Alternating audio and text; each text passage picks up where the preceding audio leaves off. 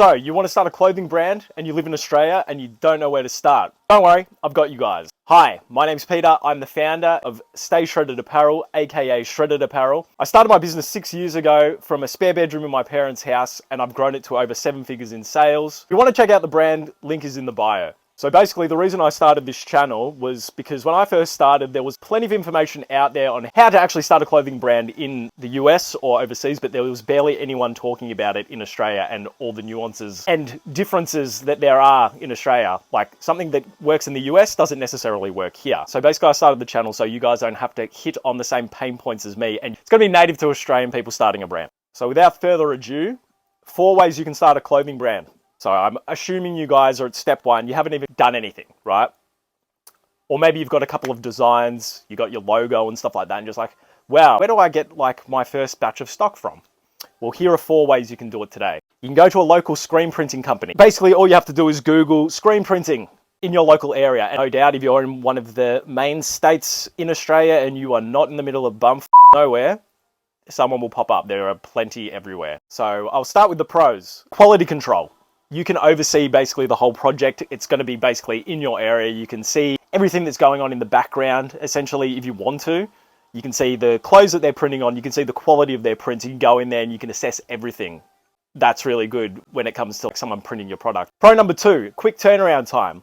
Everything's going to be a lot quicker when you don't have to deal with extreme shipping times from people overseas, especially if you're dealing with factories in China and overseas. And shipping, if you're doing a big order, does take a long time. You've got to have just a lot of patience for it. And you've got to be sort of like on top of the schedules and things like that. Yeah, obviously if you're getting it done from your local screen printer, you just pick it up as soon as it's ready, right? No shipping times.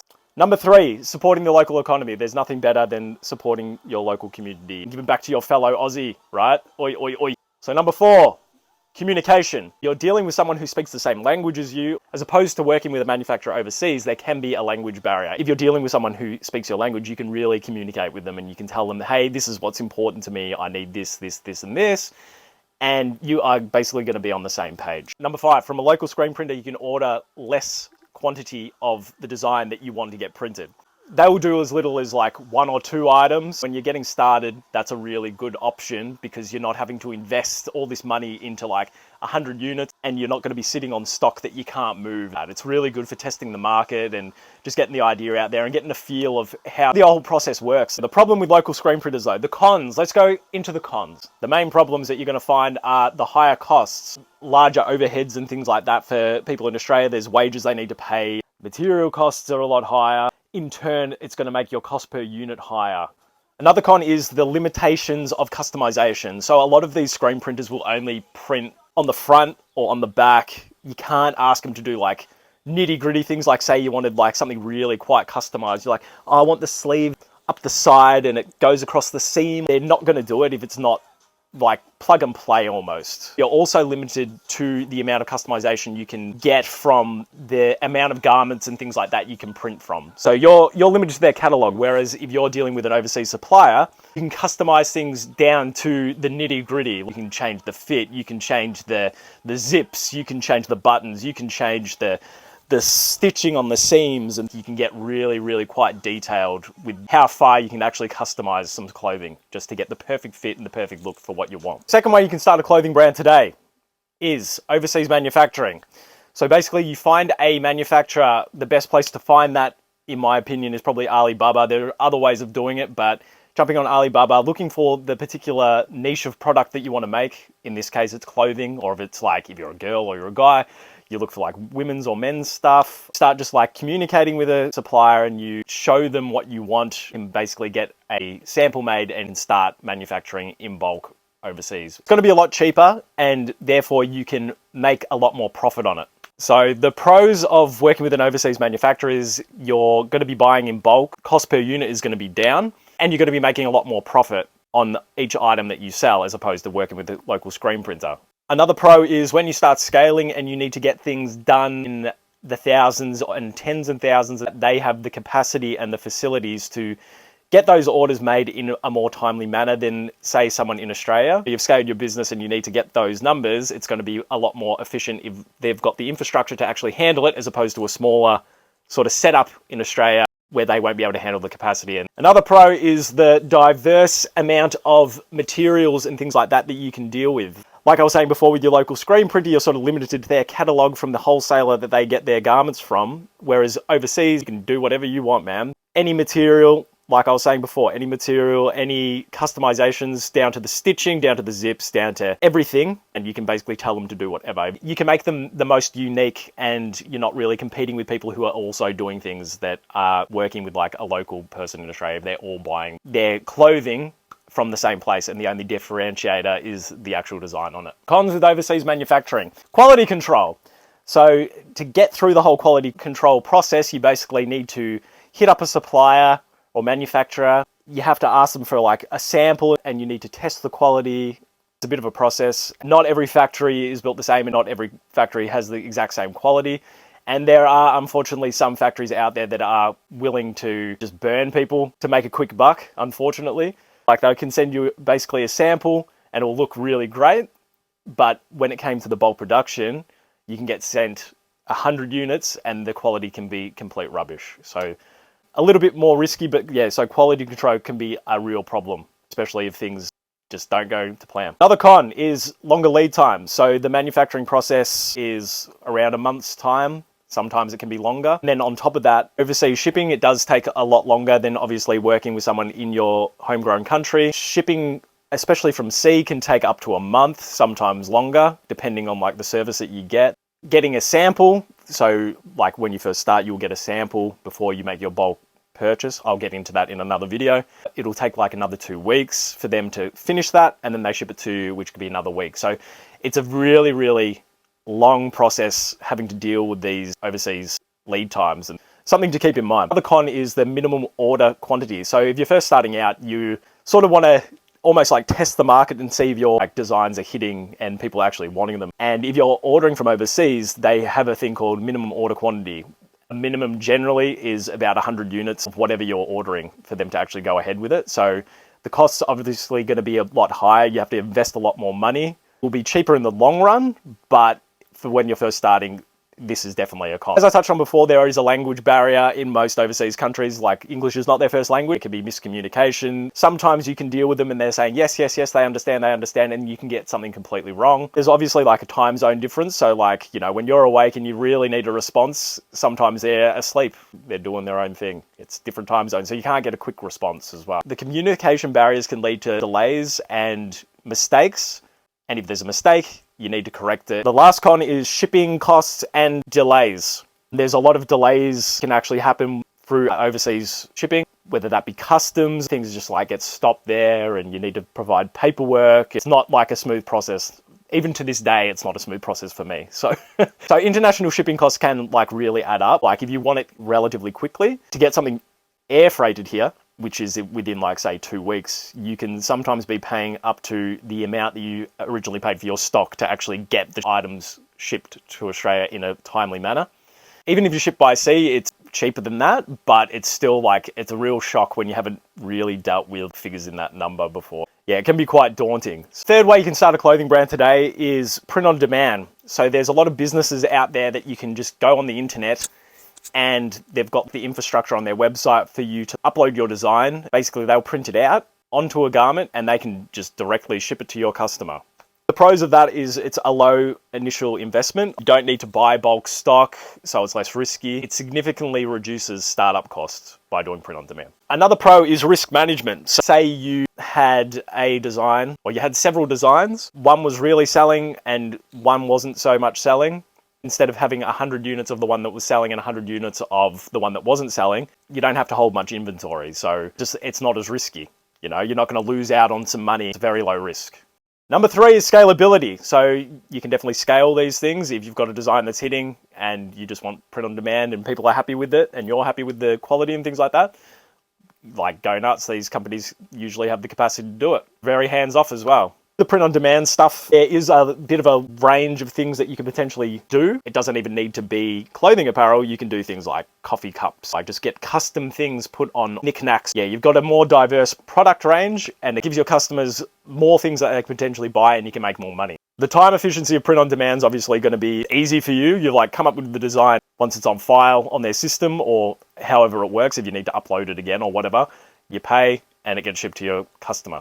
It's very, very, very time efficient on your end. You don't need to hold inventory and it's, yeah, you're just pressing a button and off it goes. And the last thing is zero inventory management. You don't have to be in a situation like me with the stock all behind you. You can literally just run this thing from your laptop. You can do it from anywhere around the world, which is a huge appeal for some people. Tons of print on demand. Obviously the profit margins, again, is very similar to getting your local screen printer. Lower quantities equal higher per unit cost. So this has limited quality control again. You know, you can't check the item is 100, like your logo is 100% where you want it on the garment before it gets shipped. You can't check the quality of it every time it gets shipped. Say you got something from China or whatever, and you notice that wasn't 100% or there was something wrong with the item, you can say, okay, I'm not going to ship that off. Whereas if it's a print on demand thing, they don't care. It's just sort of like just going out the door as quickly as they can. So yeah, you definitely can't have your quality control. We're really limited to where you can print on the garment, usually just on the front or on the back, and that's it, you know, and you're very limited to the size of the logos, and it can really restrict your creative freedom to actually like making a really unique item. So the other con is brand ownership. You have a lot less control over the brand experience and the experience that the customer gets when they receive the item. If you're doing it in-house, you could have your own shipping bags. You can have each item in its own individual shipping bag with your branding on it. It can have like tags and things like that with your branding on it. And you know, that's how you can really grow something more powerful than a print-on-demand business.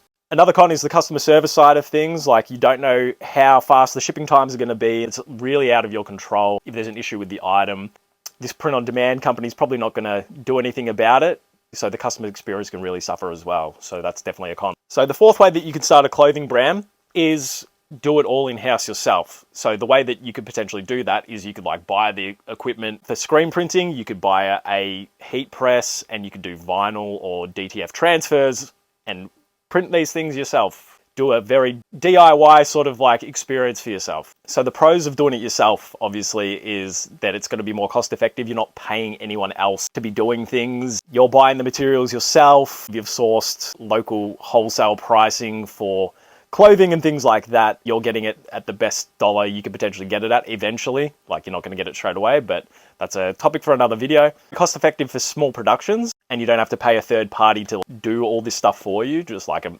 overseas manufacturer or getting someone else to do it, obviously. So it's going to be cheaper that you've learned it and you're doing it yourself. So have a quick turnaround if you're a fast worker. The order comes in and you can screen print it, press it yourself, and just get it done. Or you could have a batch ready to go. It can be a very fast way of actually turning your stock over. Customization of it can be a lot higher. Like I was saying before with your local screen printers, they will only print on the front or the back. You can experiment and you can put things wherever you want.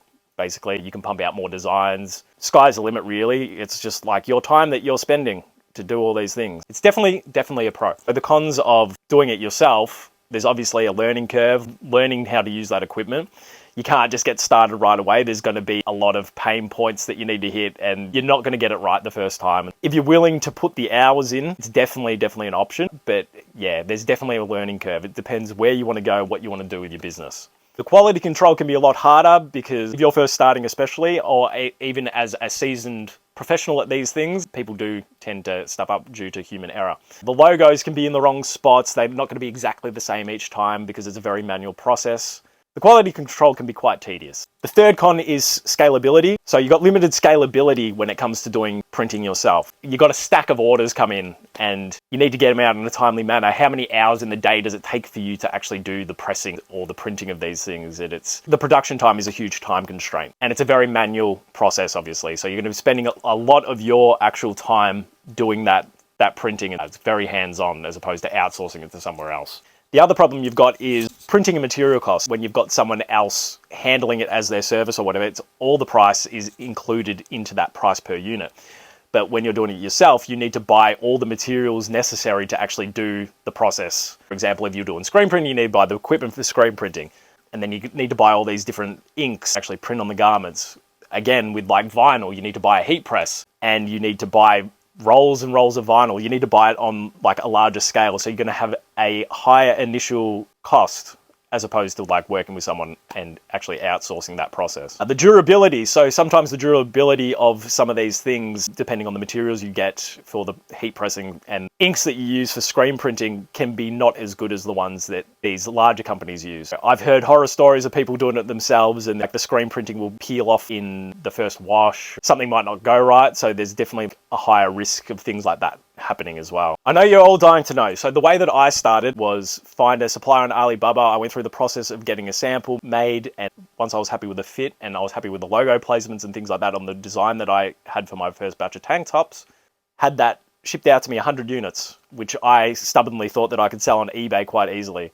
I did get a lot of sales on eBay and stuff like that, but that's when I went down the path of like learning how to market. And in hindsight, it's almost like you want to combine some of these things if you want to be less risky than what I did. A really good way to start would be trying your local screen printer just to like test the market. You could get a couple of designs made, you could take a couple of photos of your garments and put them out there on social media, get your friends wearing these tops, getting the photos, just getting it out into the ecosystem and to see if your designs are actually hitting. There is an actual want for your designs until you make that actual investment into a bulk amount of stock. That's the way that I would do it if I was going to do it again. Like I said, it was a very risky sort of move on my end, and you just don't know. But hey, I'm not telling you what to do. I'm telling you what I did and what I would do. Guys, I hope you enjoyed that. I hope that gave you a lot of value. I hope that helps you start. If you have any questions, please drop them in the comment section below, and I'll see you on the next one.